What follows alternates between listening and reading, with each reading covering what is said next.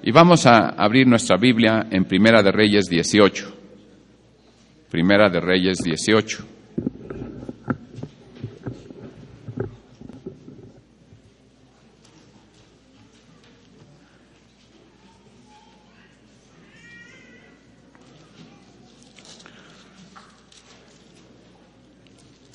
Vamos a leer versículo 19 al 24.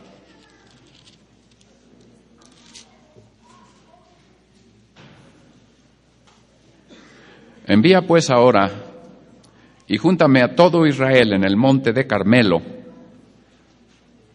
y los 450 profetas de Baal, y los 400 profetas de los bosques que comen de la mesa de Jezabel. Entonces Acab envió a todos los hijos de Israel y juntó a los profetas en el monte de Carmelo. Y acercándose Elías, cuando a todo el pueblo dijo: ¿Hasta cuándo claudicaréis vosotros entre dos pensamientos? Si Jehová es Dios, seguidle, y si Baal, id en pos de él. Y el pueblo no respondió palabra. Y Elías tornó a decir al pueblo: solo yo he quedado profeta de Jehová, mas de los profetas de Baal hay 450 hombres. Dénsenos pues 2 bueyes, y escónjanse ellos el uno, y córtenlo en pedazos, y pónganlo sobre la leña, mas no pongan fuego debajo, y yo aprestaré el otro buey, y pondrélos sobre la leña, y ningún fuego pondré debajo. Invocad luego vosotros en el nombre de vuestros dioses, y yo invocaré en el nombre de Jehová. Y el Dios que respondiere por fuego, ese sea Dios. Y todo el pueblo respondió diciendo: bien dicho. Entonces Elías dijo a los profetas de Baal. Y bueno, vamos a tratar de armar o de tener el antecedente de esta historia. El pueblo de Israel está gobernado por uno de los peores reyes, el rey Acab. Acab se casó con una mujer de nombre Jezabel, que representa un espíritu de control. Y bueno, Jezabel era la que realmente mandaba a través de su esposo, porque él era de débil carácter, era pusilánime en muchas cosas y hacía todo lo que su mujer quería. Se le llamaría en este tiempo mandilón, ¿verdad? Un mandilón, un rey mandilón. Y bueno, pues ella decía algunas cosas, el rey a veces, tenía ciertas reservas en alguna situación y ella arreglaba todo para que las cosas sucedieran y esos deseos del rey se cumplieran. Y de esa manera cometían muchas injusticias. Pero ella lo tenía controlado, lo tenía, en una manera anulado. Pero esto había llevado también a que el pueblo de Dios apostatara. Siempre que mandaba un rey el pueblo de Dios buscaba a Dios, pero cuando el rey no era un rey que buscara a Dios, entonces el pueblo empezaba a relajarse en sus costumbres, empezaba a relajarse en sus maneras de vivir y empezaba a hacer las cosas como los demás pueblos. Y entre los dioses de los pueblos estaban los Baales. Baal quiere decir señor. Los Baales eran muchos dioses que eran los señores de todas esas provincias. Cada uno de ellos tenía sus dioses y esos dioses, esos Baales, esos señores sobre ellos, algunos eran dioses de la montaña y otros eran dioses en los valles, y por eso en alguna manera Dios se presenta a su pueblo como Dios de los cielos y de la tierra, y también Dios de los montes y de los valles. ¿Por qué? Porque Él estaba por sobre todos los dioses que los pueblos adoraban. Sin embargo, teniendo Israel a su Dios, se ve muy claramente que en ellos, cuando Elías les pregunta ¿a quién van a servir?, ellos no tienen elementos para escoger. ¿Por qué? Porque el pueblo había perdido noción. Estaba como está ahora el pueblo de México, ¿verdad? Es un pueblo que ya no tiene noción de bien y mal. Ya la delincuencia, bueno, pues dicen el gobierno no puede con la delincuencia y dicen, bueno, pues es por el desempleo y es porque tanta gente no tiene ocupación y no tiene de dónde sacar para comer y entonces tiene que robar para hacerlo.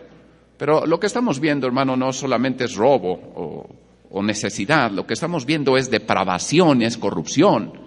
Y lo que estamos viendo es producto de que esta generación no fue enseñada en ninguna manera con nociones de Dios. Y si no tiene nociones de Dios, no tiene freno.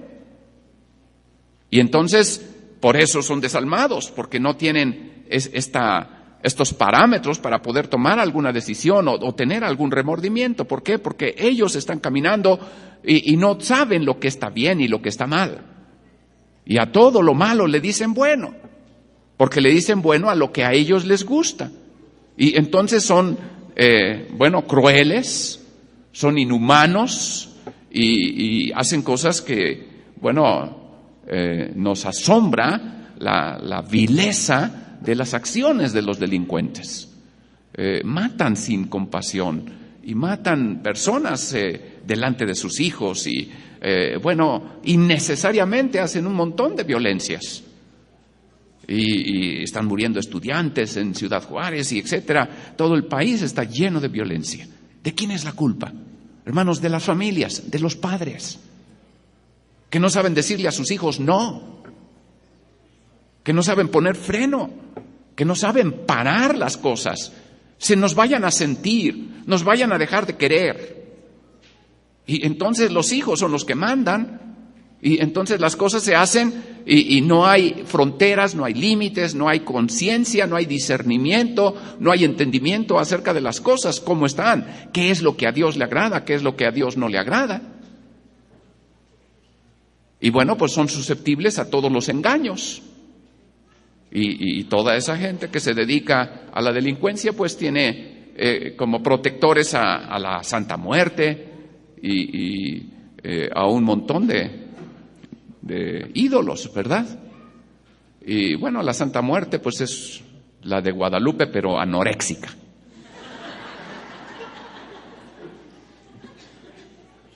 Sí, porque vio que tenía llantitas y entonces empezó a ponerse a dieta y entonces pues después ya no supo dónde parar y terminó como la Santa Muerte. Pero el vestido es el mismo, no sé si se han fijado, trae el mismo vestido, nada más que es talla grande. Entonces es una situación triste, realmente fea, lo que nosotros podemos ver a nuestro alrededor. Y esa presión también está existiendo sobre las iglesias, y la fornicación ha entrado a muchas iglesias, y también ya se vive promiscuidad, y también se viven las cosas en una manera equivocada, y también los muchachos se tatúan y se ponen aretes, y hacen las cosas, la melena, el pelo, y hasta nuestros cantantes cristianos, los salmistas, ya traen la mata hasta abajo. Y entonces, ¿qué es el modelo? ¿Qué es el parámetro? ¿Qué es lo que la gente realmente está considerando bueno y malo? ¿Qué importa que cierren sus ojos y alcen sus manos y estén cantando y poniendo caras hermosas allí, pero su manera de vestir y de hablar y todo está mostrando una situación totalmente contraria a lo que sería congruente con la fe verdadera? Hermanos, el pueblo de Dios se quedó callado en el Carmelo.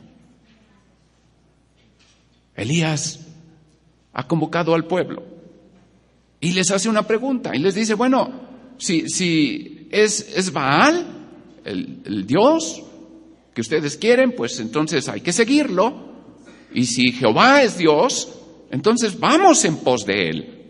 Y el pueblo no dijo nada. No hubo ninguna respuesta, hubo un silencio total.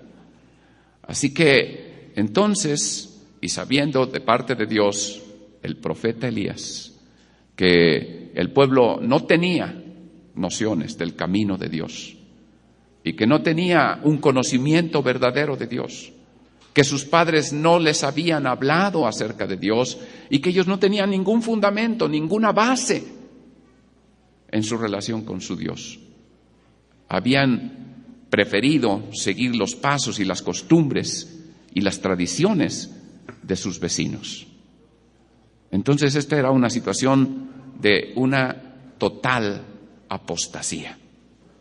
El pueblo de Dios era ajeno a Dios. Dios va a empezar a actuar en el Monte Carmelo. El Monte Carmelo es un monte con una lección especial. Dios va a usar en este tiempo de apostasía tanto al profeta Elías como al profeta Eliseo en el Monte Carmelo. Y este monte es un monte en el cual Dios va a hacer volver el corazón de su pueblo para que le vuelva a buscar, se vuelva a comprometer con Dios y empiece una nueva vida, una vida en restauración para ellos. Una nación que espiritual y moralmente está destruida, sus costumbres completamente paganizadas. Lo único que tienen de Dios es el nombre del pueblo. Pero bueno, entonces el profeta Elías va, y esto viene por supuesto de parte de Dios, va a convocar a través del rey Acab, le dice: junta a todos los profetas de Baal y a los profetas de los bosques, 850 profetas. 450 de los Baales y 400 de los bosques. Y es que la gente iba a los bosques y hacía altares en los bosques y le llamaban los lugares altos o altares o lugares elevados y ponían ahí sus nichos y ahí ponían sus ídolos y entonces salían a los bosques a adorar. Y ahí estos sacerdotes tenían a la gente embelesada. Así que el profeta les dice: bueno, pues vamos a sacrificar. Ustedes van a sacrificar a su Dios y yo voy a sacrificar a Jehová, el Dios de Israel. Así que dénsenos 2 bueyes. Y entonces uno de ellos, tómenlo los 450 profetas de Baal y pártanlo en pedazos, pónganlo sobre un altar, pero no pongan fuego. Pídanle a su Dios que conteste con fuego. Y después yo también pondré mi altar, pondré mi buey y también oraré a Dios, y el Dios que responda por fuego, a ese es al que hay que servir. Hermanos, era una situación, temeraria, era 1 contra 450 mínimo, ahí, porque no se vuelve a mencionar a los 400 de los bosques, no sé, tal vez no les dieron boleto de entrada, pero no estaban ahí. Y cuando más adelante el profeta mata a los profetas, mata a 450. Así que, los otros seguro se fueron a esconder en el bosque. Pero el asunto es que están allí y ellos, el pueblo ahora ya habló, y después de que él ha propuesto esta situación de parte de Dios, el pueblo dice: bien dicho. Y en esa manera el pueblo está aceptando que al pueblo, a los profetas, que Dios, su Dios les responda por fuego. Ese va a ser el Dios que ellos van a seguir. Y entonces esta es una situación que está sucediendo allí en el Monte Carmelo. Y entonces dice Elías, versículo 25, a los profetas de Baal: escogeos un buey y haced primero, pues que vosotros sois los más, e invocad en el nombre de vuestros dioses, mas no pongáis fuego debajo. Y ellos tomaron el buey que les fue dado y aprestáronlo e invocaron en el nombre de Baal desde la mañana hasta el mediodía, diciendo: Baal, respóndenos. Mas no había voz, ni quien respondiese.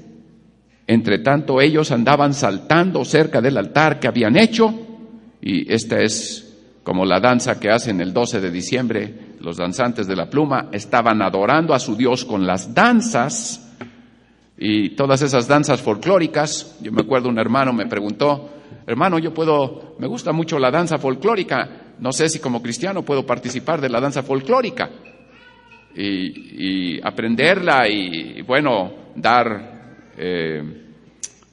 audiciones en los teatros y recorrer el país y difundir esa parte tan bonita de la cultura autóctona. Y bueno, yo le dije, bueno, pues todas esas fueron danzas a los dioses paganos que el pueblo adoraba.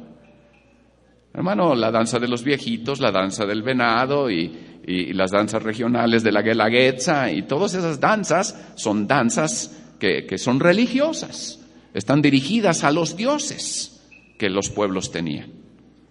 Así que yo creo que todo eso, hermano, es que le llaman cultural, es simplemente revivir los cultos paganos que la gente tenía a los dioses paganos. Y yo creo que los cristianos debemos estar al margen de todo eso. Bendito sea el Señor. Así que, bueno, pues allí ellos se prepararon y empezaron a danzar sus danzas para invocar a sus dioses. Y aconteció que al mediodía que Elías se burlaba de ellos diciendo, gritad en alta voz, ¿qué Dios es? Quizá está conversando o tiene algún empeño o va por el camino, ¿acaso duerme y despertará? Y ellos clamaban a grandes voces y sajábanse con cuchillos y con lancetas conforme a su costumbre, hasta chorrear la sangre sobre ellos. Y bueno, estos son aún prácticas que se conservan en muchos pueblos. En este tiempo del culto a los muertos, hay gente que se hiere por los muertos y que dicen que de esa manera les traen alivio a ellos de sus tormentos, lastimándose ellos mismos. Y una serie de costumbres que, bueno, pues tienen su origen en Satanás y en las tinieblas y en todos los temores que la gente tiene, y entonces el diablo conduce todo esto a este tipo de ritos o de rituales. Y dice la palabra de Dios que entonces ellos gritaron y se lanceteaban, esto quiere decir como una especie de acupuntura, ¿verdad? Se metían allí agujas y también se rasgaban y se cortaban con cuchillos. De tal manera que ya estaban todos ellos chorreando de sangre. Y quiero decirte una cosa, cuando los brujos y la gente hace estas cosas delante de sus ídolos y delante de sus dioses, por supuesto que Satanás encuentra allí camino para poderse manifestar, y entonces hay manifestaciones demoníacas, milagros mentirosos. Pero aquí parece que alguien, antes de que todo esto empezara, tomó control. La Biblia dice que nosotros podemos tomar dominio y tomar cautiva toda altivez y traerla cautiva a la obediencia de Cristo, y que, hermanos, nosotros podemos atar a los demonios. Y entonces, pues yo creo que los demonios, los baales, estaban como en Haití, estaban los espíritus de los brujos que invocaban ellos para saber por qué había temblado y que los protegiera de los siguientes temblores, y ellos tuvieron que responder, no podemos, estamos atados. ¿Quién los ató? Hermanos, pues la iglesia. ¿Quién los ató? Los creyentes. ¿Quién los ató? Los cristianos, los hijos de Dios, los que tienen la facultad, la autoridad, el nombre de Jesucristo para poder atarlos. Alabado sea Dios. La Biblia dice, el Señor Jesucristo dice, hablando del diablo y de saquear su obra, dice, primero atas al hombre fuerte y después saqueas su casa. ¿Cómo vas a saquear su casa si él no está atado? Entonces hay que atar primero al diablo y después vamos a saquear su obra. Bendito sea Dios. Y eso es algo que tenemos que hacer. Gloria al Señor, hermanos. Y esto es lo que, hizo Elías, de tal manera que Baal estaba atado. Los Baales estaban atados. Los dioses de todos esos pueblos que estaban siendo tan populares ya en el pueblo de Dios, estaban atados. Así que Elías se burlaba. Y les decía, ¿no se habrán ido al súper? ¿No estarán de día de campo? ¿No andarán por el camino? ¿Qué tal si están durmiendo? Grítenles fuerte a ver si se despiertan. Y los otros todos, así todos atados, todos los demonios. Porque son demonios, no son dioses. Son demonios. Son dioses con minúsculas. Y hermanos, lo que nosotros vemos es que, ellos lo hicieron desde la mañana hasta el mediodía, desde tal vez las 6 de la mañana hasta las 12 del día, 6 horas de estarse lanceteando, que estaban ellos totalmente heridos y chorreando de sangre. Y no hubo una sola respuesta, no cayó, pero ni una chispita. Así, ni una centella cayó sobre su holocausto. Y entonces dice, y como pasó el mediodía y ellos profetizaran hasta el tiempo del sacrificio del presente, y no había voz ni quien respondiese ni escuchase, Elías dijo entonces a todo el pueblo, acercaos a mí. Y todo el pueblo se llegó a él, y él reparó el altar de Jehová. El altar de Dios estaba destruido, estaba abandonado, estaba derrumbado, y entonces él lo repara. Es decir, vuelve a poner las piedras en su lugar. Recuerden que, de acuerdo a Éxodo 20, el altar de Dios no era un altar labrado con cincel y martillo, no era un monumento, no era algo con gradas, sino era de piedras toscas, amontonadas allí y acondicionadas en tal manera de que pudieran tener el acceso del aire por abajo, pudieran soportar la leña y también pudieran soportar sobre la leña, sobre una rejilla, el sacrificio. Así que reparó el altar de Jehová que estaba destruido. Y eso, hermanos, quiere decir el abandono, ¿verdad?, de la gente en su búsqueda de Dios, el abandono de la gente en su relación, en su comunión cercana con el Señor. Así que, reparó el altar de Jehová que estaba arruinado, y tomó Elías 12 piedras conforme al número de las tribus de los hijos de Jacob, al cual había sido palabra de Jehová diciendo, Israel será tu nombre. Edificó con las piedras un altar en el nombre de Jehová. Después hizo una reguera alrededor del altar. Esto quiere decir una zanja. Alrededor del altar hizo una zanja para que, el altar estuviera rodeado por ese canal alrededor, y dice, cuanto cupieran 2 hatos de simiente. Esto quiere decir no una zanjita, no un canalito ahí, sino algo profundo, bastante profundo. Y dice, compuso luego la leña y cortó el buey en pedazos y púsolo sobre la leña. Y dijo, henchid 4 cántaros de agua y derramadla sobre el holocausto y sobre la leña. Y tomaron 4 cántaros de agua y entonces empezaron a echarlo sobre la parte alta donde estaba la leña, y sobre la leña el buey, y empezaron a mojar todo. Y después de poner estos 4 cántaros, dice aún, hacedlo otra vez. Y entonces otros 4 cántaros. Ya van 8 cántaros. Y entonces el agua empieza a escurrir del altar, empieza a mojar la leña ahora está mojada, las piedras del altar están mojadas, el agua no escurre del altar, se queda en la zanja que se hizo a su alrededor, de tal manera que todo eso está inundado. Y luego dice, hacedlo la tercera vez, 12 cántaros. Y hermanos, él estaba hablando de restauración, y esto quiere decir que Dios estaba trayendo a ellos un entendimiento especial. Realmente había cosas que ellos habían quebrantado, y Dios estaba trayendo ahora una manifestación de lo que Dios quería hacer. ¿Por qué? Porque esto parecía como estorbo, ¿verdad? Si de por sí que eso prendiera solo era imposible, pues mojado, con la leña mojada, no sé si tú has tratado de prender leña mojada, pues simplemente no se prende. Es imposible que la leña que está empapada pues encienda.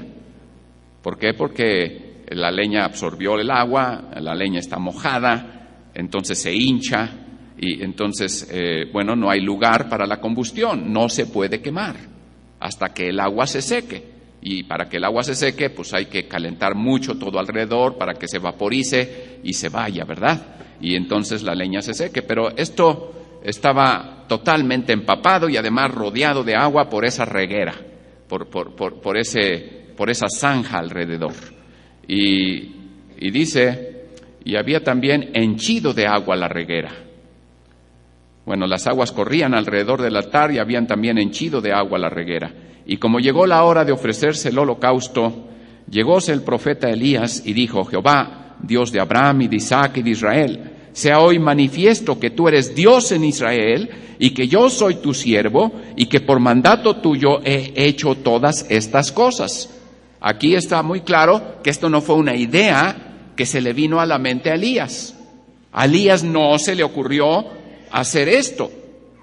Y si te das cuenta, el dominio empezó desde que los profetas de Baal empezaron a hacer las cosas como Dios le había dicho a Elías. Ellos ya estaban bajo dominio. ¿Por qué? Porque ellos no dijeron, los de Baal, no, nosotros no queremos hacer un altar, nosotros vamos a pedir que un rayo caiga aquí y que queme un pino. No, ellos se sometieron a la manera en que lo propuso Dios a través de Elías. Así que desde ahí ya estaba el dominio, desde ahí las cosas ya estaban en las manos de Dios. Y entonces Elías está diciendo, todo lo que hicimos, todo lo que hasta ahorita se ha hecho, lo hicimos por mandato tuyo. Yo te estoy obedeciendo.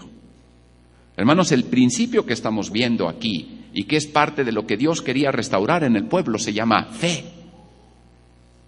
Estamos hablando de los principios de la fe.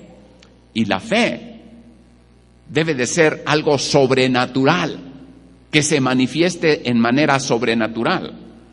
Hermano, tú no necesitas fe para abrir la cortina de tu casa, no necesitas orar por eso. Lo que necesitas es ir a la ventana y jalar el cordón y la cortina se abre porque está a tu alcance. La fe sirve para las cosas que están fuera de tu alcance. Debes entender eso. Hermanos, la gente, está pensando en la fe como algo supersticioso, está pensando como en algo mágico, como algunas cosas que van a pasar por no sé qué coincidencias. Pero hermanos, la fe está en armonía con la voluntad de Dios y mueve el reino sobrenatural, abre la compuerta para que el poder de Dios se manifieste en medio de su pueblo. Aleluya. La vida cristiana es una vida de fe. Eso quiere decir, la vida cristiana debe ser una vida sobrenatural. Si estás viviendo una vida ordinaria, hermano, lo que tú debes examinarte a ti mismo es si estás en fe. O si ya te relajaste como el pueblo de Dios y ya estás haciendo todas las cosas como las hacen los demás. Y así ellos se desesperan y se jalan los cabellos y van y piden la adivinación a los brujos o van y le piden a sus ídolos. Bueno, pues hay muchos cristianos que también están teniendo sus amuletos. Hermanos, yo creo que Dios es un Dios maravilloso. Él está vivo y la Biblia dice que debemos tener fe en Cristo. Aleluya. Tenemos que creerlo primero para después verlo. No tenemos que verlo para después creerlo. Vamos a orar porque está muy enfermo. Y vamos a seguir orando porque sigue muy enfermo. Hermano, eso no es fe. La fe cree que Dios oyó y que Dios respondió. Entonces vamos a seguir orando para agradecer a Dios lo que ya hizo. Aleluya. Y vamos a seguir confesando la verdad que dice la Escritura, que Dios ya lo llevó a cabo, que Dios ya en Cristo lo hizo. Y lo vamos a seguir confesando hasta que se manifieste. Pero nosotros desde el principio ya creímos que Dios nos oyó, y si creemos que Dios nos oyó, ya nos respondió. Ya tenemos lo que pedimos. Y eso es fe, hermano. Y la fe es algo invencible, es sobrenatural. No es algo mental, no es algo sugestivo. No es algo en el que tú te sugestionas y te convences a ti mismo de que las cosas van a ir por ese rumbo. No, hermano, no es un coco wash, no es un lavado de cerebro, no es una situación que tú estás fabricando en tu mente. No, es algo espiritual y sobrenatural, divino, viene de Dios y opera en nosotros. Y glorifica a Dios, porque abre un cauce para que el poder sobrenatural de Dios se manifieste en nuestras vidas. Aleluya. Hermano, ¿cuándo empieza a funcionar la fe? Cuando se te acaban a ti las opciones. Cuando lo que tienes delante es superior a ti y a tus posibilidades, a tus capacidades, a tus conocimientos. Cuando las cosas te rebasan. Hermano, en ese momento ya no puedes hacer, pero tú tienes a alguien que sí puede. Donde tú acabas, Dios empieza. Aleluya. Esa es la vida espiritual, esa es la vida sobrenatural a la que Dios nos ha llamado. Eso es lo que cada cristiano debemos vivir. Esa es la vida abundante que Dios quiere para nosotros. No tenemos que estar considerando las cosas como serían a nivel humano. A nivel humano, hermanos, son normales. Y todo está limitado a las condiciones normales. Pero un milagro quiere decir un acto sobrenatural. Es sobrenatural, no contra. No es algo que rompe, sino que rebasa las leyes que Dios establece. Es una intervención divina. Amén. Alabado sea Dios. Así que realmente esto de echarle agua a la reguera, echarle agua al altar y llenar la reguera era algo totalmente loco, si uno quisiera que de alguna manera esos leños secos, ya era mediodía, a lo mejor el sol está muy fuerte y por ahí en alguna manera esto pudiera encender. A veces los bosques se encienden,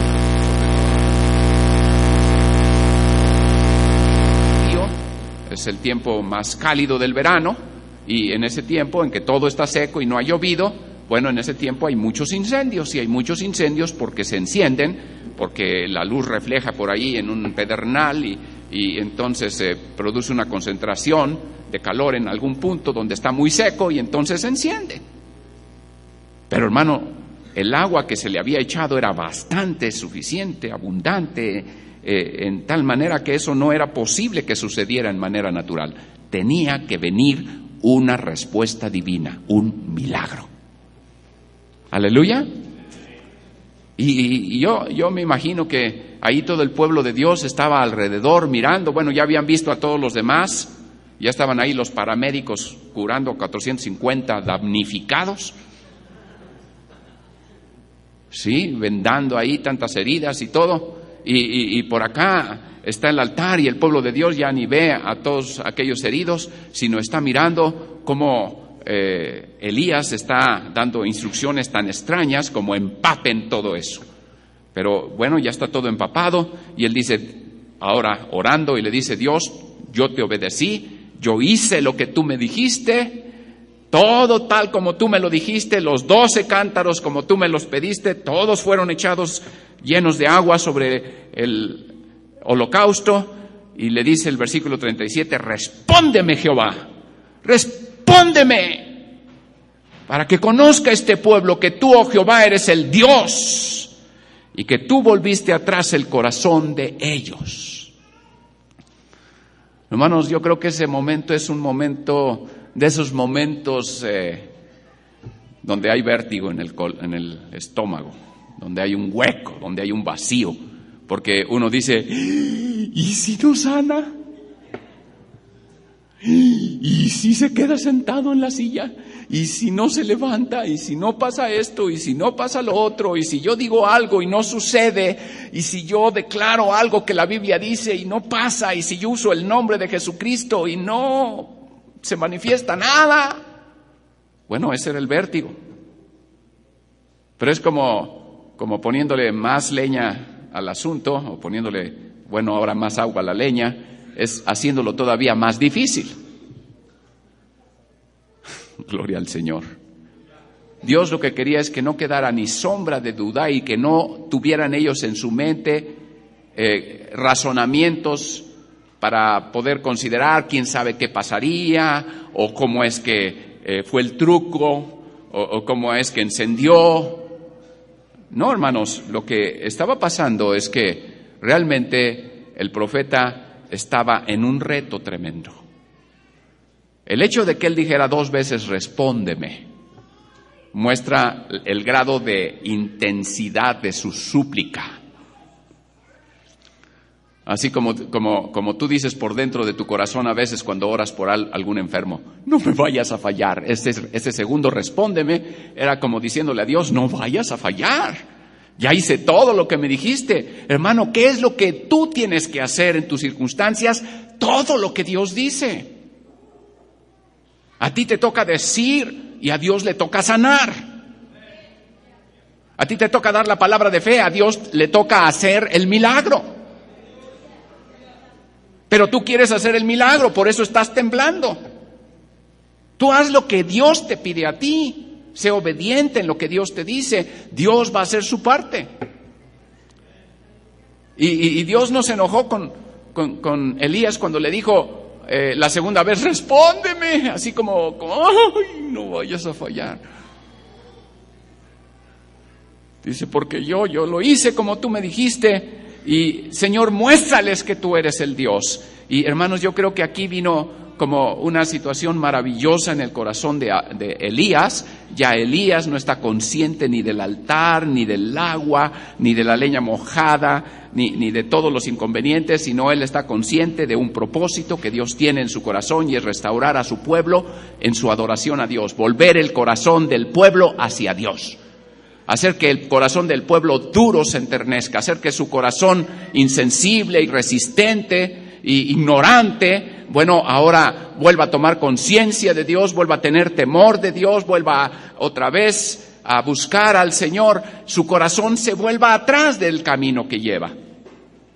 Y hermanos, ese era el propósito de Dios y en eso puso su atención. Yo te digo, hermano, no pongas tu atención ni en las circunstancias, ni en las dificultades. No mires la necesidad. ¿Qué es lo que tú debes mirar? Hermano, lo que Dios le importa es su propósito. Para Dios no es nada traer fuego. A Dios, hermano, mira, Él puede tronar los dedos y pasa cualquier cosa que Él quiere. No hay dificultad para Dios, no hay ni siquiera dificultad. ¿Alguna cosa habrá difícil para Dios? Y difícil quiere decir algo que le cueste un poco de trabajo o mucho trabajo. Hermano, nada le es dificultoso a Dios, nada le es difícil. Aleluya. En un momento dado tú puedes decir, bueno, voy a orar porque tiene un dolorcito ahí en el hombro y pues voy a decir, y bueno, si no se le quita milagrosamente, se le va a quitar al rato, ¿no? Y voy a orar por ese dolor porque de todos modos pues no es nada grande. Pero cuando te dicen es cáncer y es agresivo, entonces tú dices, lo voy a orar, pero Señor, aquí que nadie me oiga. Señor, por favor, Tito, sánalo. Hermano, Él lo dijo en tal manera que el pueblo oyera. Lo dijo en grande voz y lo dijo en una manera en que el pueblo supiera que el propósito de Dios era que el corazón de ellos se volviera a Dios. Amén. El propósito de la fe es hacer que los corazones se vuelvan a Dios. Así que no te preocupes de quedar mal tú. Pon tu atención en el propósito. La fe siempre persigue el que la voluntad de Dios se cumpla. Nos fue dada para poner en acción la voluntad de Dios. Amén. Amén, hermano. Esto es algo precioso y es algo importantísimo que Dios nos está enseñando. Así que, bueno, en estas circunstancias, Él está terminando su oración y cuando Él acaba de decir estas últimas palabras, dice: entonces cayó fuego de Jehová, el cual consumió el holocausto y la leña. Y fíjate, cayó sobre el buey que estaba ahí despedazado y lo hizo cenizas. Y luego siguió con la leña. No se quemó la leña primero y la leña fue quemando el holocausto. Se quemó primero el buey, luego se quemó la leña. ¿Y qué más pasó? Dice, y las piedras, también ardieron las piedras, y el polvo, y aún lamió las aguas que estaban en la reguera. Gloria al Señor, hermanos. Esto era algo que yo creo que si yo hubiera estado allí, yo estaría con mi piel de gallina, así todo erizado, así, asombrado del poder de Dios, de la maravillosa manera en que Dios responde a la fe, de la manera en que Dios obra para que sus propósitos se cumplan. A veces tú le has dicho al Señor: Señor, lo estoy haciendo, pero tu palabra dice que no dejarás avergonzado a los que en ti confían. Señor, no me vayas a dejar mal aquí delante de todos. No te preocupes. Quita tu atención de ti. Tú no eres el que quedarías mal. Así que ¿de qué te preocupas? Dios quedaría mal, su propósito no se cumpliría. Así que tú estás siendo un canal, tú no eres el importante allí. Ni lo estás haciendo para que todos vean qué obediente eres. Lo estás haciendo porque tu obediencia significa que estás haciendo lo que Dios te pidió, estás haciendo el propósito de Dios, Dios está cumpliendo su voluntad y entonces Dios se va a encargar de todo. Así que, para que tus temores cesen, deja de pensar en ti. Ni te preocupes, ni pienses en tu prestigio, ni pienses en lo que van a decir de ti. ¿Por qué? Porque al día de mañana tú se les vas a olvidar, pero lo que Dios hizo nunca se les va a olvidar. Aleluya. Gloria al Señor. Algunos hacen las cosas diciendo: bueno, espero que cuando yo me muera alguien se acuerde de mí. Hermano, pues si se acuerdan o no, ya ni te vas a enterar.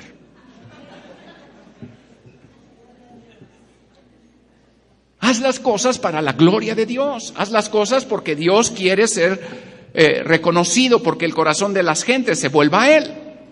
Si eso está en tu corazón, entonces, hermanos, estás caminando en su voluntad y entonces Dios va a hacer lo que Él dijo que va a hacer. Y no tienes que preocuparte por eso. Y viéndolo todo el pueblo, hermanos, allí, si yo estuviera allí, yo hubiera hecho lo mismo. Dice, cayeron sobre sus rostros y dijeron: Jehová es el Dios, Jehová es el Dios. Ni siquiera decían Jehová es Dios, o decían Jehová es mi Dios. Él es el Dios. ¿Por qué? Porque ellos se sentían tan extraños, tan lejanos, tan ajenos. Pero el primer reconocimiento fue un gran temor en su corazón. Estaban delante de un Dios real, de un Dios que sí responde, no de un ídolo mudo. Y Dios estaba respondiendo en una manera maravillosa. Y entonces ellos cayeron sobre sus rostros y empezaron a decir: Él es el Dios, Él es el Dios. Y díjoles Elías: prended a los profetas de Baal, que no escape ninguno. Y ellos los prendieron. Y llevólos Elías al arroyo de Sisón, y allí los degolló. Y entonces Elías dijo a Acab: sube, come y bebe, porque una grande lluvia suena. Bueno, este era un tiempo tremendo, hermanos. 3 años que no llovía. 3 años que por palabra de Dios en la boca del profeta Elías, obedeciendo a Dios, él dijo, no lloverá en esta tierra sino por mi voz.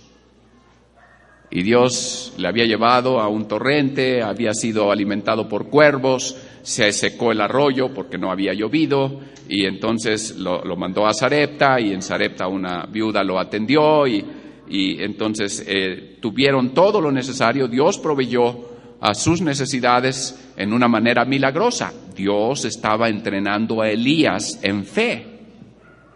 Todas estas cosas en 3 años, hermanos, fueron un entrenamiento que Dios le dio a Elías a estar viviendo por fe, a estar mirando la fidelidad de Dios, a estar mirando las respuestas de Dios, como si él obedecía, Dios obraba. Así que en este momento él no salió de la nada y de repente todo pasó, sino Dios había tenido un tiempo de preparación en Elías, había estado trabajando, enseñándole, ensanchando su alma, trayéndole a estos principios, estableciendo firmemente su corazón en la verdad de Dios, y él había corroborado que Dios era un Dios fiel. Así que se atreve a decir, le dice al rey Acab, después de que él ha matado a los 450 profetas de Baal, dice que él los degolló. Hermano, ¿te imaginas aquel río? Hermanos, eso era tremendo. ¿Por qué? Porque para poder degollar, cortan la yugular, es decir, cortan el cuello, y entonces los cuerpos se vacían. Y mientras está la persona, el corazón latiendo, está vomitando la sangre a través de las arterias, aorta, y bueno, pues está aventando los borbotones de sangre, así que aquel arroyo se pintó de sangre. 1, 2, 10, 20, 30, 50, 100, 200, 450 profetas degollados. Hermano, se lee muy rápido, pero si uno se detiene y piensa un poquito en toda esa escena, debió haber sido algo tremendo, hermanos, algo terrible, y además algo desgastante. Él no mató, era como un verdugo que tuvo que hacer 450 ejecuciones, ¿verdad? Decapitaciones. Entonces esto era tremendo, hermanos. Pero esto era todo lo que Dios le había mandado hacer. Entonces él da una palabra de fe y le dice, viene grande lluvia acá. Bueno, gloria al Señor. Gloria al Señor, hermanos. Esta parte, esta situación que Dios obró para que el pueblo de Dios se volviera a Dios, para aquellas 10 tribus que eran Israel, el reino de Israel, no el reino de Judá, el reino de Israel, se volvieran a Dios. Hermanos, esto fue algo de la misericordia, de la gracia de Dios, viniendo para restaurar a la nación, para que el pueblo de Dios volviera a tener fe en Dios, para que el pueblo de Dios empezara a mirar lo sobrenatural. Bendito sea Dios. Bendito sea Dios. Bueno, dicen que ahí en Haití, pues los brujos buscaban a los espíritus precisamente para que se resolvieran todos estos problemas, ¿verdad?, que estaban teniendo. No sabe si ahorita están siendo atacados como una consecuencia de todos los que murieron y que no fueron enterrados, pues ahora tienen infecciones y tienen epidemia, y el cólera está a la orden del día, y hay cientos de muertos por el cólera. Y Haití está sumida en una situación de juicio. Pero es Dios que está juzgando a los dioses paganos para que la gente que crea, realmente crea.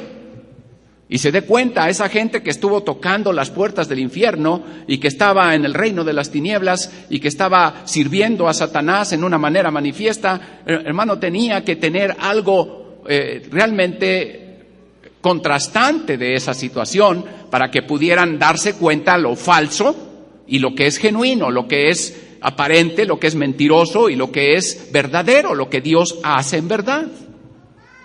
Alabado sea Dios. Bueno, ahorita hay una situación, se está preparando el viaje para diciembre, van a ir en diciembre los hermanos que fueron, Caleb y el hermano Josué Labranche, Josué Pérez Pardo, Caleb Labranche y los demás hermanos que fueron aquella vez, y están diciéndole a Sabdi que se prepare para ir. Pero tal vez Sabdi no esté, porque Sabdi, según esto, si Dios provee, y estamos esperando la provisión de Dios, Sabdi saldría el día 20 para estar con el hermano Maurice en Francia primero y después en África.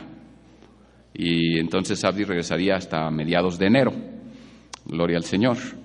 Entonces este viaje ya está allí. Él está ahorita yendo a la embajada de Costa de Marfil para conseguir su visa, y también está mirando cosas en la Secretaría de Gobernación que necesitan para cumplir estos requisitos y las vacunas que necesita, etcétera. Y todo esto sin tener dinero para un viaje que cuesta de aquí a Francia, ahorita salen 18,000 pesos. Y de Francia para allá salen más de 20,000 pesos. Esos son los boletos de avión, más todo lo que se necesita, porque en África no hay dinero, así que el hermano nunca les recibe dinero en África, sino, más bien lleva cosas. Ahora se van a llevar algunas cosas, Sabdi llevaría unas cosas, el hermano Maurice otras cosas para darle a las iglesias allá. Bendito sea el Señor. Así que la provisión tiene que llegar de un momento a otro si es que Dios quiere que Sabdi vaya. Gloria al Señor. Y tiene que ser algo sobrenatural. Alabado sea Dios. Entonces, el asunto es que Dios es sobrenatural. Y Dios hace todo lo que sea necesario para que su voluntad se cumpla. Toda la gracia, todo el poder, toda la gloria de Dios está concentrada en que la voluntad de Dios se cumpla. Aleluya. Dios te bendice para que la voluntad de Dios se cumpla en tu vida. Dios te responde para que la voluntad de Dios se cumpla en tu vida. Dios obra milagros en tu vida para que tu corazón esté en Dios. Varias profecías esta mañana dijeron que Dios quiere bendecirte, pero que tú estás distraído en otras opciones y que no estás poniendo tu confianza plenamente en Dios. Y Dios exhortó en varias profecías a que le busques, que Él te quiere ayudar, Él te quiere bendecir. Y es como Elías preguntándote, ¿quién es tu Dios? ¿A quién sirves? ¿En pos de quién vas a caminar? Y Dios, en verdad, está trayendo respuestas sobrenaturales a todo aquel que le crea al Señor. ¿Para qué? ¿Para que tú estés muy bien? Para que tú estés en su voluntad. Para que tu corazón esté en el Señor. Amén. Dios no te va a bendecir para que tú te salgas con la tuya. Dios te va a bendecir para salirse Él con la suya. Amén. Gloria al Señor. Y entonces, hermanos, esto fue tremendo. Después vemos allí a Elías. Dice, y Acab subió a comer y a beber, y Elías subió a la cumbre del Carmelo, el monte de la fe invencible, y postrándose en tierra puso su rostro entre las rodillas, y dijo a su criado, sube ahora y mira hacia la mar, y él subió y miró y dijo, no hay nada. Y él le volvió a decir, vuelve 7 veces. Y a la 7ª vez dijo, yo veo una pequeña nube como la palma de la mano de un hombre que sube de la mar. Y él dijo, ve y di a Acab, unce y desciende, porque la lluvia no te ataje. Y aconteció, estando en esto, que los cielos se oscurecieron con nubes y viento, y hubo una gran lluvia, y subieron a Acab, y subiendo Acab vino a Jezreel. Y la mano de Jehová fue sobre Elías, el cual ciñó sus lomos, y vino corriendo delante de Acab hasta llegar a Jezreel. ¡Wow! Yo no sé si tú habías visto, pero están pasando cosas aquí que son increíbles. Él da la palabra de fe. Va a llover. Y luego se sube al monte y mete su cabeza entre sus rodillas, se cubre, le da instrucciones a su criado y le dice, ve y asómate a la orilla del mar, ve a la distancia, desde el monte se veía, y entonces le dice, cuando veas una nubecita, por pequeña que sea, avísame. Y lo mandó una vez y dice nada, y le mandó 2 veces y nada, y 3 veces y nada, y 4 veces y nada, y 5 veces y nada, y 6 veces y nada.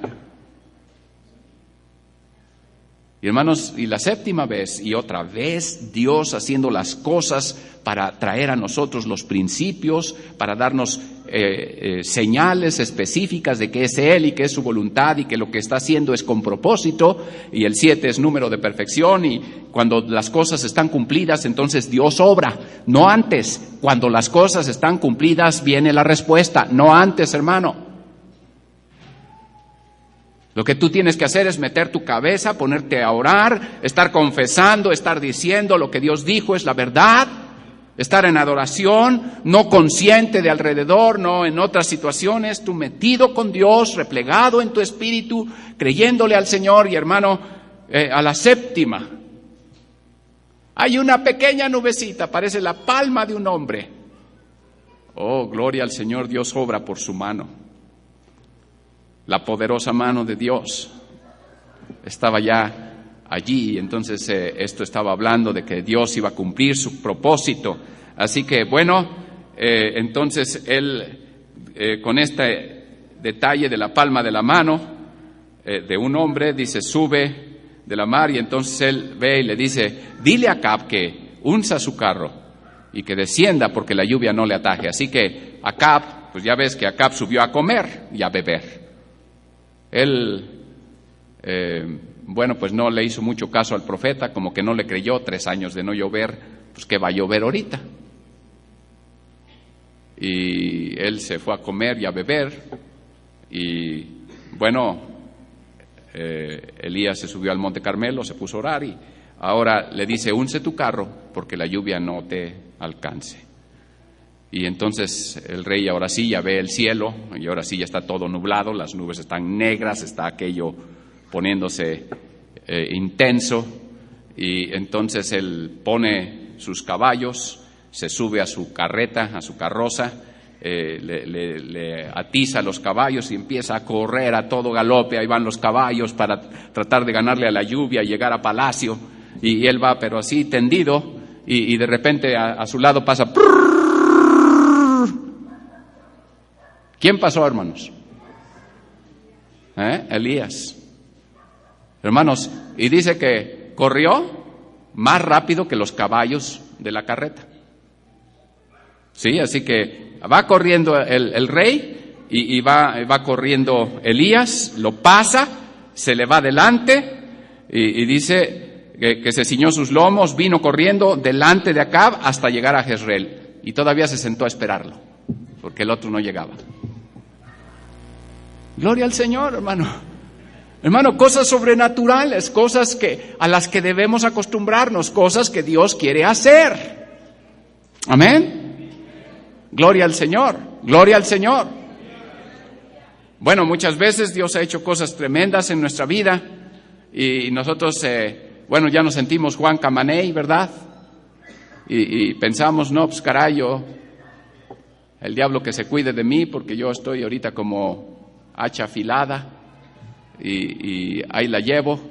Pero le traen un mensaje a Elías. Jezabel le manda decir, vive Jehová, lo que tú le hiciste a mis 450 profetas te va a pasar a ti. Y entonces manda ella, la reina, la que tiene todos los recursos, manda a buscar a Elías. Y bueno, Elías siente miedo. Y bueno, yo creo que también Elías tenía problemas de orgullo, y el orgullo estorba la fe. Así que, bueno, pues Dios tenía que tratar este asunto de Elías, y entonces Elías se fue al desierto de Judá. Y estaba un alcornoque, y se metió bajo su sombra, y se puso a pedirle a Dios, Señor, ya mátame. Le dice, ¿por qué? Dice, ¿acaso soy yo mejor que mis padres? Y empieza a sentirse el débil y desprotegido. Y está atemorizado del mensaje.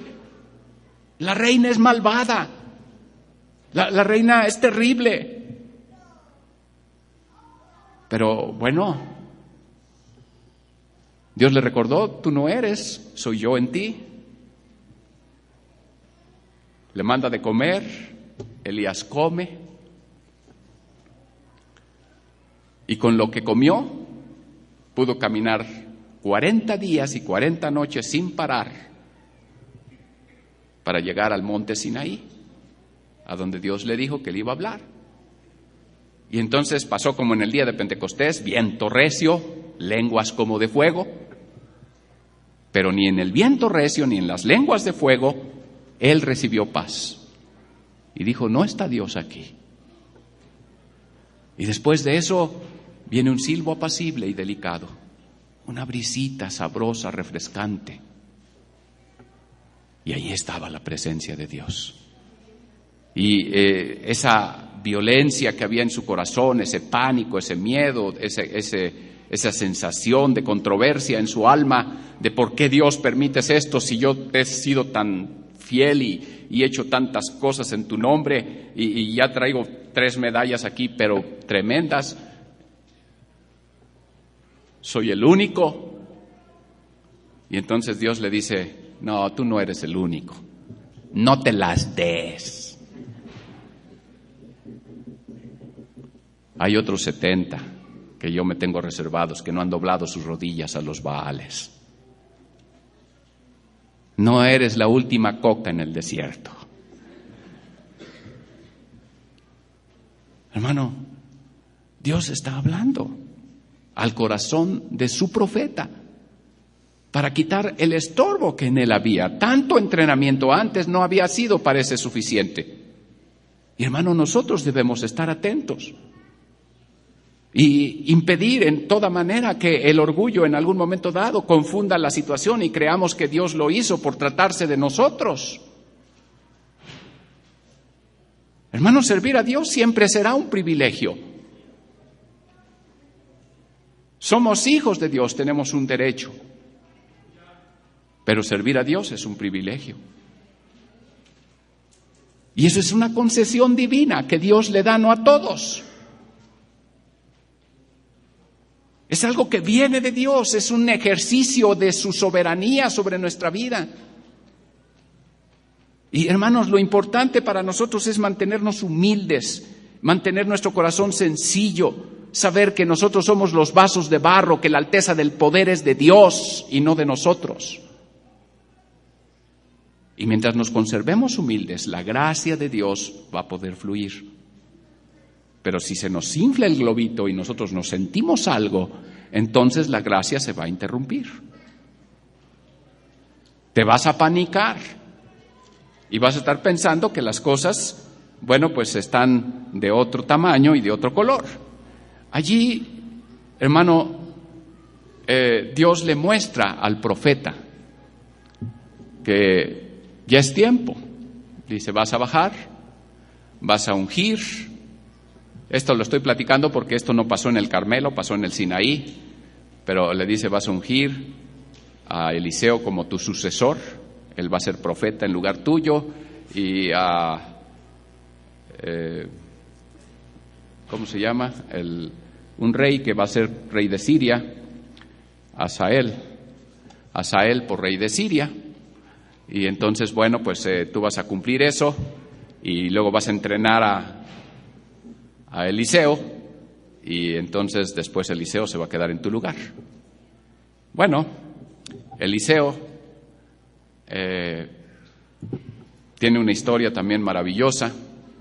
Es un profeta también con una unción tremenda, un llamado tremendo, y él va a continuar la obra de restauración en el pueblo de Dios.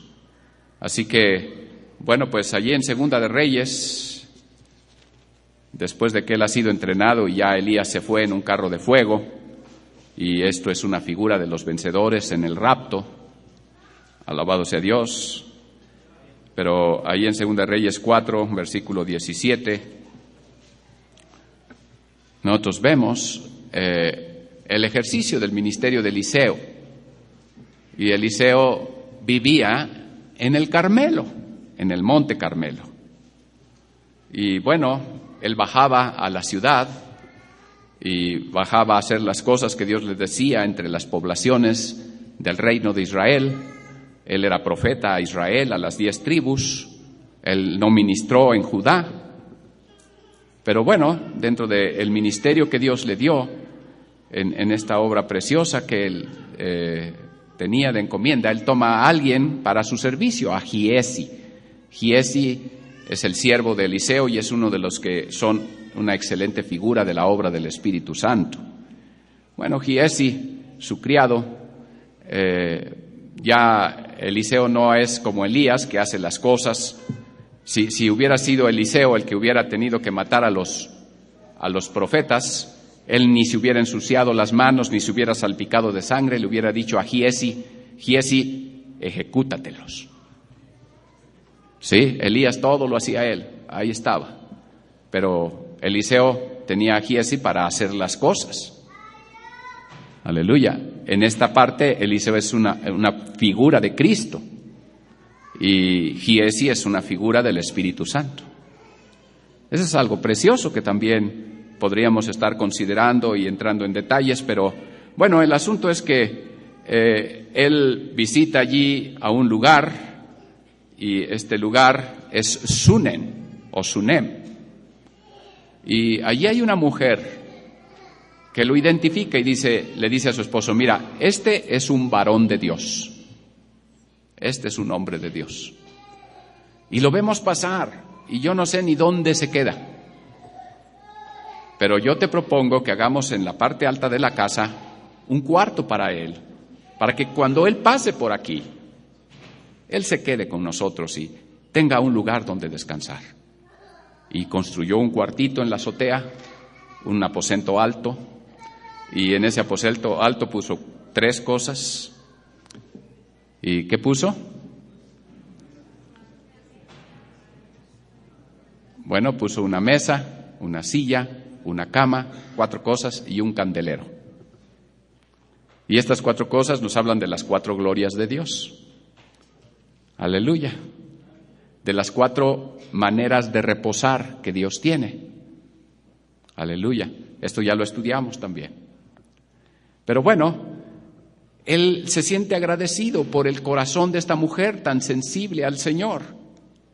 Y entonces le dice a su siervo Giesi, oye, ¿qué haremos por esta mujer que es tan piadosa? Y él le dice, bueno, pues ella no tiene hijo. Ya tienen años de casados, pero no tienen hijo. Entonces el profeta Eliseo va y le dice a la mujer de Sunem que va a tener un hijo. Y ella le dice, no se burle de mí, mi señor. Pero el profeta está hablando y es como la voz de Dios, es Dios hablando. Porque el profeta era tan sensible y tan obediente que todo lo que Dios le decía diligentemente, él lo hacía y lo decía. Era un hombre de fe, un hombre entrenado por Elías en el Carmelo, en el monte de la fe invencible. Amén. Y entonces nosotros vemos que allí, en 2 Reyes 4, el versículo 17, ya estamos en el punto en donde ella tiene al hijo. Dice, mas la mujer concibió y parió un hijo a aquel tiempo que Eliseo le había dicho, según el tiempo de la vida. Y como el niño fue grande, aconteció que un día salió a su padre a los segadores y dijo a su padre, mi cabeza, mi cabeza. Y él dijo a un criado, llévalo a su madre. Y habiéndole él tomado y traídolo a su madre, estuvo sentado sobre las rodillas hasta el mediodía y murióse. Ella entonces subió y puso sobre la cama del varón de Dios, subió al aposento alto. No lo dejó en la cama del niño, no lo dejó en la cama de ellos, no lo dejó en la sala. Tomó el cuerpo, lo subió a la cama del profeta y lo puso en la cama del profeta, del cuartito que ella había reservado para él. Y bueno, parecía como que se le había botado la chaveta a la señora del dolor. Y después de esto, dice,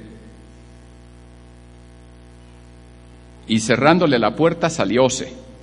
Llamando luego a su marido, dijo, le ruégote que me envíes conmigo alguno de los criados y una de las asnas, para que yo vaya corriendo al varón de Dios y vuelva. Y él dijo, ¿para qué has de ir hoy? A él hoy. No es nueva luna ni sábado. Y ella respondió, paz. Sunem quiere decir doble paz. Aleluya. Y ella responde, paz. Su marido no se da cuenta que el niño murió. El rostro de ella, sus acciones están tranquilas.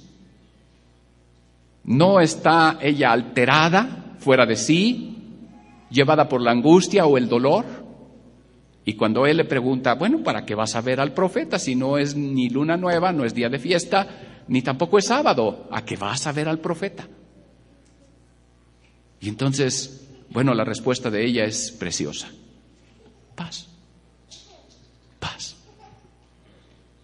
Así que después hizo enalbardar una borrica y dijo al mozo, guía y anda, y no me hagas detener para que suba, sino cuando yo te lo dijere. Partióse pues y vino al varón de Dios al monte del Carmelo.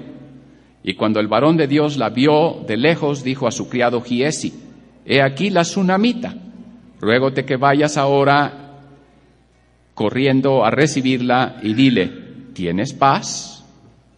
¿Y tu marido y tu hijo? Y ella dijo, paz. Gloria a Dios, el profeta la ve subir y también se extraña, no es día de fiesta, no es sábado, pero viene la mujer, pues algo debió haber pasado. Y entonces le dice a su criado, ya ves, él no salía corriendo, ni le ganaba a las carretas, él mandaba a su criado, gánale tú. Y le dice, ve, corre, pregúntale esto de parte mía, y entonces pues ve cómo se encuentra esta mujer. Y entonces, bueno, él va y le pregunta a la mujer, ¿cómo estás? Dice el profeta, y también pregunta, ¿cómo está tu marido, tu hijo? ¿Todo está bien? Y la respuesta de ella fue, paz. ¿No es maravilloso, hermano? Esta mujer está siendo una mujer de fe. Está haciendo ella lo correcto. No se está moviendo de acuerdo a sus circunstancias, sino se está moviendo en una manera, hermanos, pura, de corazón, buscando a Dios. Y no quiere decir que no le doliera. Yo creo que ella traía clavado en su corazón el dolor profundo de la muerte de su hijo. Así que dice, paz. Y luego que llegó al varón de Dios en el monte, asió de sus pies. Y llegóse Giese para quitarla. Mas el varón de Dios le dijo, déjala, porque su alma está en amargura. Hermanos, ¿qué es lo que había en el corazón de la mujer? Hermanos, una sensación de dolor tan amarga. Cualquiera que pierde un hijo, cualquiera que pierde un ser que ama, siente dentro de su corazón este dolor. Yo me acuerdo cuando mi mamá murió, estábamos a su lado, mi hermana estaba en un lado, yo estaba del otro. El doctor dijo, su mamá va a morir echando sangre por los ojos, sangre por la boca, sangre por las orejas, sangre por la nariz. El cáncer es muy agresivo y ya se diseminó y va a morir en una manera terrible. Y ella estaba durmiendo en ese momento y cuando estábamos mi hermana y yo, así uno al lado de la cama, yo del otro, y de repente ella suspiró, mi mamá suspiró y ya no volvió a jalar aire. Y entonces en ese momento yo me quedé 2, 3 segundos, 4 segundos, 5 segundos y en ese momento yo sentí que algo me atravesó. como si alguien me hubiera mandado una flecha y la flecha me hubiera pasado por el corazón y empecé a sentir un dolor profundo dentro de mí y le dije: Pati, mamá se acaba de ir. Inmediatamente todos mis hermanos empezaron a llorar y todo el mundo, y corrieron por los médicos, vinieron para darle resucitación y etcétera. Y bueno, yo les dije a todos: tengan paz, mamá se fue, pero yo por dentro estaba sintiendo terrible. Se siente bien feo, pero se tiene paz, porque Dios tiene el control. Y hermanos, allí, en esa situación, esa mujer traía su corazón atravesado por el dolor, pero tenía paz, porque la fe produce paz. Cuando la Biblia dice: busca la paz y síguela, hermanos, te está hablando de tu confianza. ¿Dónde estás descansando? ¿Dónde está puesta tu confianza? ¿En quién has descansado? ¿En quién has depositado tu problema? ¿En quién has confiado la situación? Esta mujer traía un gran dolor, pero tenía paz. Y cuando ella se toma del profeta y Giezi la quiere quitar de allí, él le dice: déjala. Dice: Dice: déjala, porque su alma está en amargura y Jehová me ha encubierto el motivo y no me lo ha revelado. Bueno, era un profeta que tenía una relación con Dios en palabra de ciencia, que, bueno, sabía, parecía todas las cosas, ¿verdad? Pero no sabía qué le estaba pasando a la mujer y le dice: déjala. Lo único que me doy cuenta es que la mujer trae un gran dolor en su corazón, pero yo no sé por qué. Y como su respuesta es paz, pues realmente no sé qué está pasando. Dice: y ella dijo: pedí yo hijo al Señor, ¿no le dije yo que no se burlase?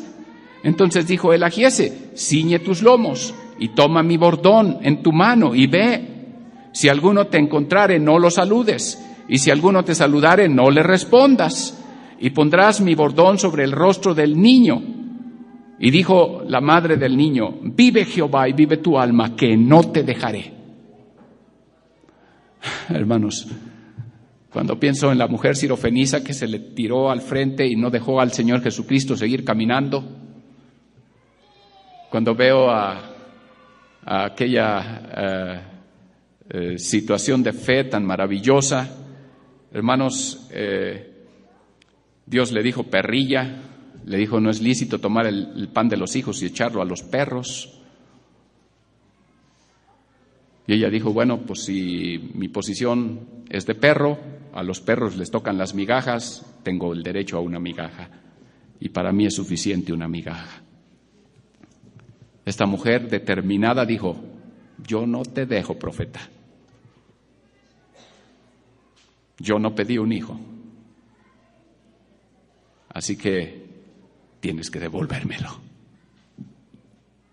No te voy a soltar. Eso es una buena batalla de la fe. ¿Cómo se libran las batallas de la fe? Hermanos, tómate de la promesa, tómate de la palabra de Dios, aférrate a lo que Dios te ha dicho, no te muevas de ahí. Yo me acuerdo cuando Josías estaba convulsionando y mi esposa me dijo: ¿por qué no? Y corrió al baño y abrió la regadera y dice: vente y mételo al agua fría. Pero yo sentía que era demasiado tiempo el que yo tomaría en ir a la regadera y el hijo se me estaba muriendo en las manos. Entonces yo lo que sabía es que si yo interrumpía mi oración, me descuidaba en ese momento, ese hilito se iba a romper. Así que yo lo que hice es orar y orar y orar y orar y orar y orar en lenguas toda la noche hasta las 6 de la mañana, que el niño se enfrió. Y cuando él quedó frío y tendido ahí con la boca torcida y los ojos en blanco, bueno, primero era una brasita y ahora era una tubería fría, todo helado. Mi camisa se había empapado del esfuerzo y del sudor del niño y ahora el niño estaba frío. Pero pronuncié su nombre y le dije: Josías, y abrió sus ojitos. Cuando Josías nació, 2 minutos no respiró. Nació morado, negro. Por atender al niño, a mi esposa no le sacaron la placenta, mi esposa se quedó con la placenta y empezó a vaciarse de sangre. Y ellos atendiendo al niño y el niño no reaccionaba. Pasaron más de 2 minutos y entonces el niño reaccionó. Y entonces ellos, pues le calificaron ahí pésimo el nacimiento y se había quedado sin oxígeno su cerebro en los momentos más importantes, así que el niño tenía un problema en su cerebro. Cuando tenía 1 año 3 meses fue cuando le vino esta meningitis. Y por la meningitis vino las convulsiones, la temperatura estaba más de 40, el termómetro ya no la medía, y en toda esa situación yo decía, si yo dejo de orar en lenguas, simplemente el niño se muere. Así que yo no dejé de orar en lenguas y estuve orando en lenguas toda la noche hasta que amaneció. Y hermanos, ese niño solo decía ma, pa y tete. Y no hablaba más, ni hacía nada más. Era un niño muy tranquilo, demasiado tranquilo. Después de la meningitis, el niño empezó a hablar. Parecía perico. Habla y habla y habla y corre y hace y todavía no para. Bueno, ahora ya lo están aquietando. Alabado sea Dios. Pero ¿sabes? Dios es fiel. Y a veces uno tiene que llegar hasta que un hilo parece que se va a romper y todo va a cambiar y se va a acabar. Pero allí en ese punto es donde uno tiene que aferrarse al Señor y decir, no te suelto, no te suelto. Es Elías diciendo, respóndeme que no me voy de aquí, respóndeme que ya hice todo. Hermanos, así es como se mueve la fe. A esos puntos Dios nos quiere llevar. Es ahí donde empieza la vida sobrenatural. Es ahí donde tú empiezas a mirar a Dios, a actuar y a veces, hermanos, nos quedamos en el umbral de eso. Somos cristianos, ya merito, por poco y veo la gloria de Dios. No, hermano, plántate hasta verla. El asunto, hermano, es que no puedes ver la gloria de Dios y no puedes ver la fe operar si no tomas en una manera total, te tomas de la promesa y dependes exclusivamente de lo que Dios ha dicho. Y lo que va a pasar, hermanos, es que la fe va a explotar, va a producir la explosión, la gloria de Dios se va a manifestar y por ese ratito, ese poquito que te faltó, aquel rey dijo, por poco y me persuades a ser cristiano y por poco y se va al infierno. Hermano, a veces estamos en la rayita y ya viene la gloria de Dios y nos movemos desesperados y corremos. Hermano, necesitamos un silbo apacible, necesitamos la voz de Dios, necesitamos sostenernos de aquello que Dios nos dijo, necesitamos tomarnos. No importa, hermano, Dios, la misericordia de Dios es más que la vida. Así dijo el salmista, tu misericordia es más grande que la vida, mis labios te alabarán. Y así te bendeciré en mi vida, con mis manos alzadas. Yo te bendeciré. Hermanos, es maravilloso nuestro Dios. Y es fiel. Pero, hermanos, Él va a probar tu fe. Es el monte de la prueba de la fe. El monte Carmelo. El monte donde la fe invencible se establece. Los principios de Dios están siendo mostrados en una manera continua a tu vida. Tú tienes la palabra de fe. Tú tienes el poder de Dios. Vuelve tu corazón a Dios. Establécete en Él. No importa. Mira, algunos dicen, bueno, Dios, un día un hermano testificó, hermanos, yo salí de mi casa, no tenía para el camión. Y yo dije, bueno, de todos modos me voy a la iglesia, aunque sea caminando. Y salí de mi casa y empecé a caminar y como a las 2 cuadras un hermano pasó y me dice, hermano, súbete, vámonos a la iglesia. Y dice, y me vine hasta en coche, hermano. Gloria al Señor, Dios proveyó. Pero lo importante es que si él está pensando, no, caminar hasta la iglesia, no, qué bárbaro, no. Dios, mándame a alguien que me toque la puerta y que me saque de aquí y que me lleve a la iglesia. No, hermanos, tú tienes que dar los pasos de fe. Él salió, empezó a caminar y estaba dispuesto a caminar aunque estaba bien lejos. Y entonces fue cuando Dios le envió la respuesta. Y eso es lo que nosotros tenemos que hacer. Dios no va a venir y va a obrar en tus situaciones si tú no le crees y si tú no obedeces. ¿Estás aprendiendo algo hoy? Eso es lo que hace la diferencia, hermano. Eso es lo que Dios quiere que suceda en nuestra vida. Es allí donde entramos. Es como morirnos a lo que más amamos. Y es entregarlo a Dios para que Dios obre su voluntad. Y Dios lo va a hacer. Dios lo va a hacer. Aleluya. Bendito sea el Señor. Y entonces, hermano, esta mujer, se quedó ahí trabada del varón de Dios. Y entonces le dice a Giezi, lo bueno es que estaba Giezi y Giezi era la mano ejecutora, es como el Espíritu Santo. La cabeza es Cristo. El Espíritu Santo viene y hace todo lo que Cristo quiere en la iglesia. Y glorifica a Cristo en la iglesia. Y hace que la iglesia se vuelva al Señor y le diga Señor. Aleluya. Nadie llama a Jesús Señor sino por el Espíritu Santo. Amén. Y hermanos, entonces Giezi toma el bordón del profeta y va y se lo pone en la cara. Y entonces, hace todo lo que el profeta le dice. Y entonces, regresa con el profeta y le dice... Entonces se levantó y siguióla, y Giezi había ido delante de ellos y había puesto el bordón sobre el rostro del niño, mas ni tenía voz ni sentido, y así se había vuelto para encontrar a Eliseo y declarándoselo, diciendo, el mozo no despierta. Y venido Eliseo a la casa, aquí el niño que estaba tendido, muerto sobre su cama. Entrando él entonces, cerró la puerta sobre ambos, el niño y él, y oró a Jehová.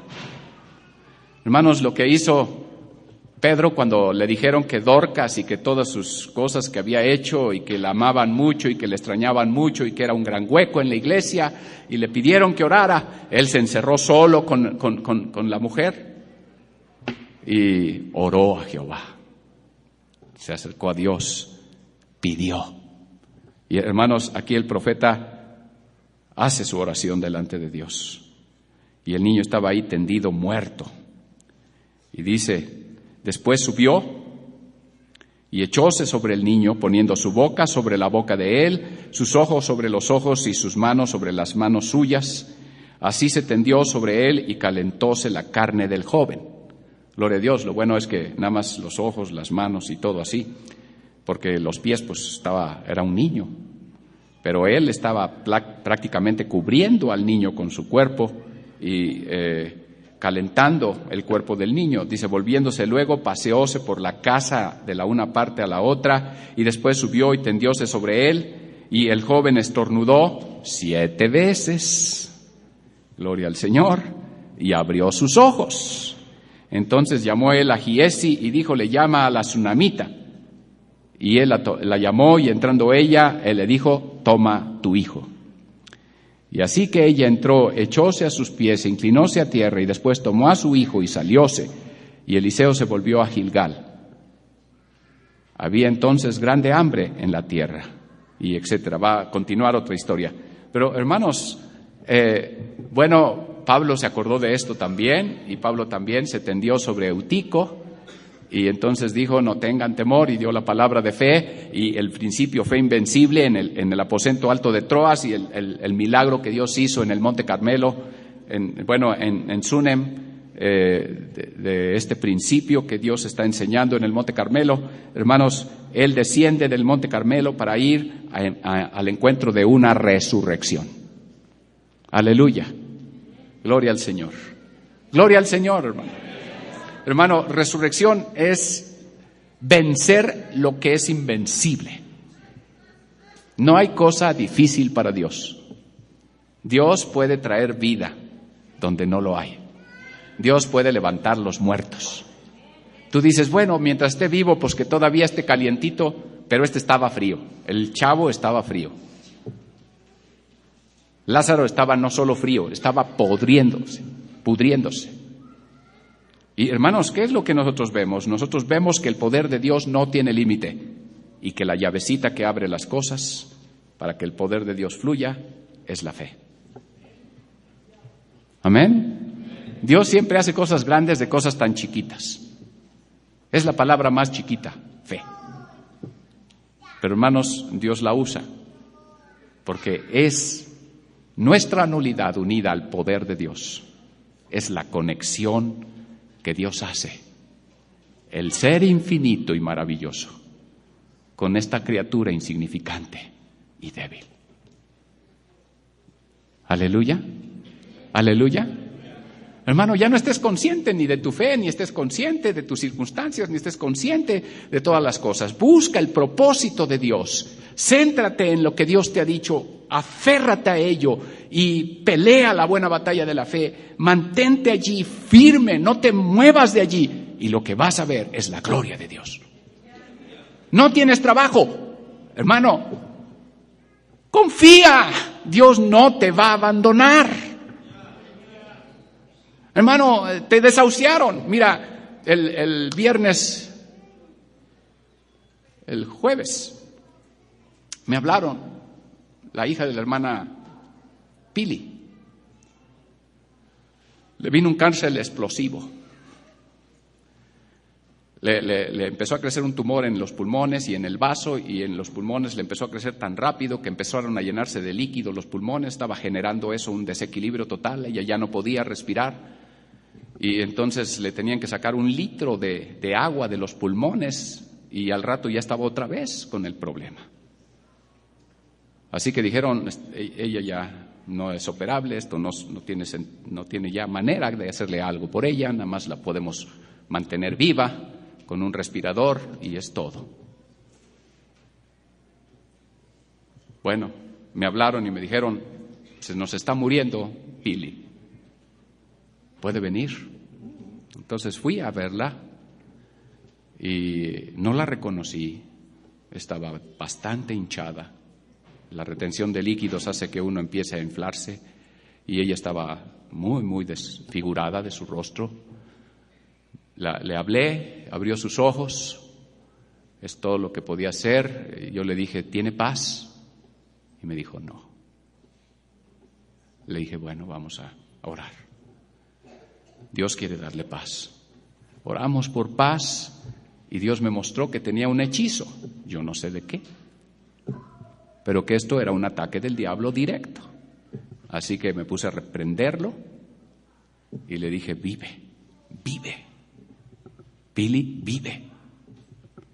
Salí, evangelicé a la familia, unos por ahí medio rejegos, otros son cristianos. Pero yo vi como Dios tocó a un par de jóvenes allí, nietos de la hermana, y entregaron su vida a Cristo. Alabado sea Dios. Y bueno, después de esto nos fuimos y yo les dije, a la hora que sea, como sea, háblenme. Y me dice uno, y ustedes hacen no sé cómo le llaman los católicos. No sé cómo, me dijo, no, bueno, algo que hacen ellos ya al final, pero le dije que nosotros creíamos que Jesucristo ya era su Salvador, que ella ya era salva, que ella, cuando ella muriera, iba a estar a la presencia del Señor, y cuando Cristo viniera se iba a levantar de los muertos junto con todos los creyentes, y que bueno, esa era nuestra esperanza, que no había nada que hacer por ellos, que hacíamos un servicio para atender más bien a los deudos que estaban tristes, que estaban dolidos, para que Dios los consolase. Dice, bueno, pues cuando ella muera le avisamos para que usted haga todo eso. Bueno, está bien, pero les dije, déjenme orar aquí ahorita delante de ustedes. Y entonces oré y le dije, Señor, yo te creo porque tú sanas a la hermana Pili. Gloria al Señor. Ayer fui a verla. Ya no está hinchada. Le estaban dando de comer y ella estaba echándose un Ensure, así grandote.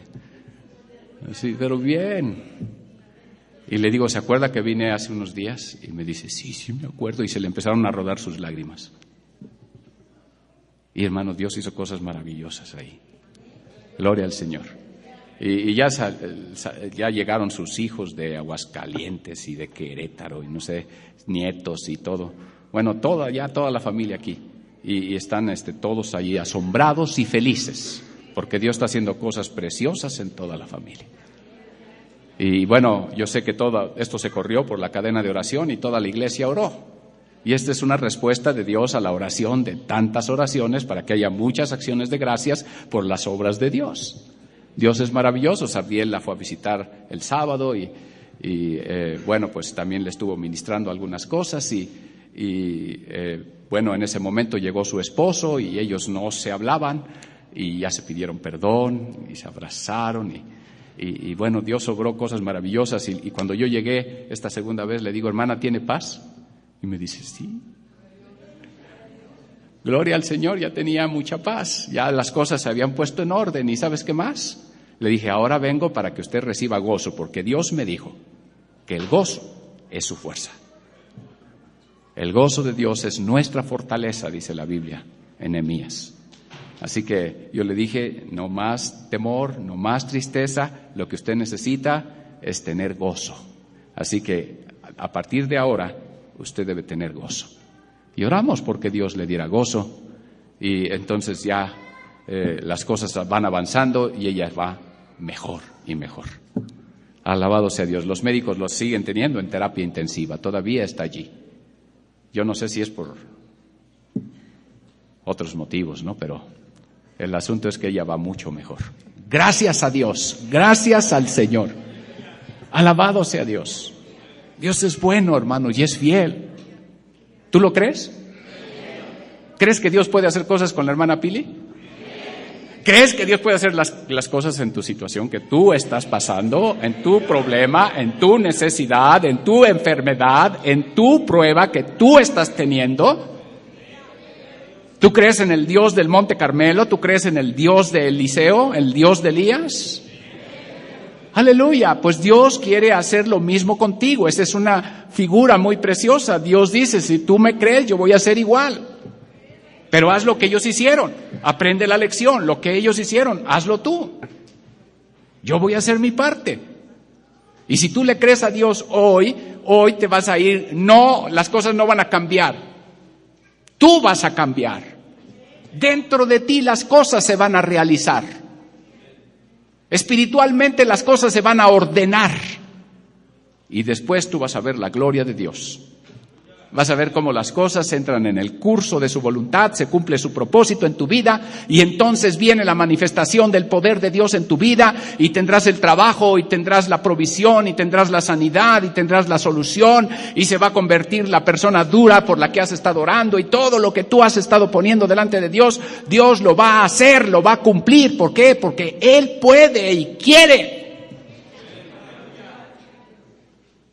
Si le crees a Dios en tu situación, solo eso. Si tú tienes esa confianza, ponte de pie para creerle a Dios y decirle a Dios, estoy de pie porque estoy en fe, porque te creo en esta situación, porque creo que tú me bendices hoy, porque creo que hoy me voy con una certidumbre en mi corazón y te vas como descendiendo del Monte Carmelo con la confianza, con la seguridad. Yo voy a estar delante de mi problema y voy a hablar las cosas que Dios ha dicho y voy a esperar que se cumplan y no importa el tiempo que pase, se van a cumplir. Aleluya, aleluya, Señor. Órale a Dios, tú dile a Dios lo que tú tienes en tu corazón, cuál es tu carga. ¿Qué es lo que te aflige? ¿Qué es lo que te turba? ¿Qué es lo que te angustia? ¿Qué es lo que trae a tu alma en angustia, en ansiedad? Oh Dios, en el nombre de Jesús, a ti, Señor, levantamos nuestro corazón, nos volvemos a ti de nuestro corazón. Señor, hemos tenido dudas y temores, pero hoy descansamos, hoy venimos y los depositamos en ti. Hoy venimos, Señor, delante de ti y tú vas a hacer que 7 veces, Señor, Giesi vaya y vea.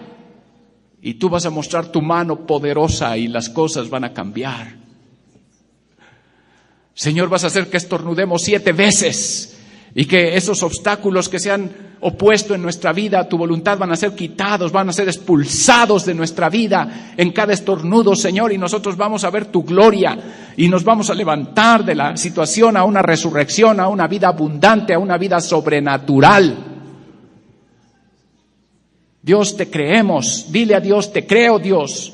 Y dile a Dios la situación en donde tú necesitas esa intervención divina. Dile a Dios, yo te creo, Señor. Dile a Dios, yo creo en ti, creo tus promesas, creo que tú lo haces.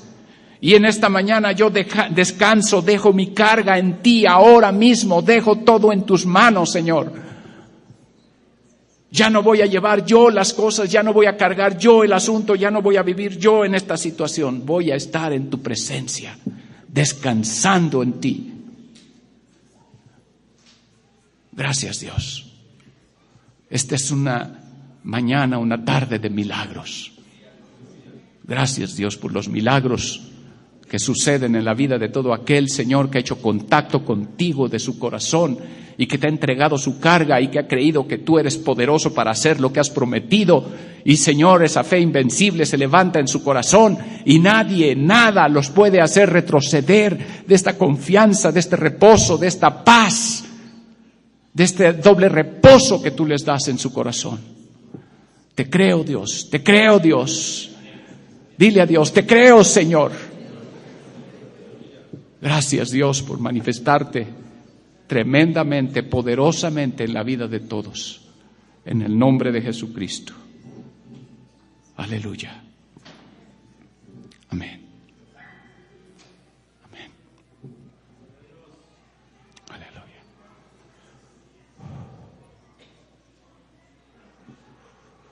Hay un corito que dice, la palabra de fe que en nuestro ser está, dice que Jesucristo el dolor ya llevó. Y hermanos, no importa las circunstancias presentes, lo que la palabra de fe dice es lo que Jesucristo ya hizo. Y te vas a ir con esa convicción. Vamos a cantarlo, después nos vamos a retirar. Los que necesitan, los que van a ir al retiro, por favor, pasen a la foto. Gloria al Señor. Y los que no se han registrado, regístrense para que ya sepamos que van a ir. Y bueno, después de cantar nos podemos saludar. A las 6 de la tarde, padres vengan con sus hijos, hijos vengan con sus padres. Va a haber una honra de los hijos a los padres. Así que Dios va a obrar en esta tarde muy precioso.